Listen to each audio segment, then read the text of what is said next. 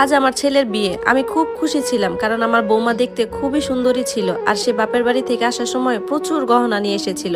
আর সে যখন এসেছিল সাথে একজন কাজের মেয়ে নিয়ে এসেছিল। কাজের মহিলা নিয়ে আসার ব্যাপারটা আমার কাছে খুব অদ্ভুত লেগেছিল। তাছাড়া কাজের লোকের কাজ আমার একদমই পছন্দ না। আর সেই মেয়েটা সবসময় ঘুমটা দিয়ে থাকতো। একদিন রাতে দেখলাম কাজের মেয়েটা বারান্দায় বসে আছে। অধীর আগ্রহে তার দিকে যখনই তাকালাম, তার মুখটা দেখে আমার বুকটা ধকধক করতে লাগলো। আসলে আমার বৌমাকে একটা পার্লারে দেখেছিলাম। তাকে দেখে আমার ছেলের জন্য আমি তখন পছন্দ করে ফেলি।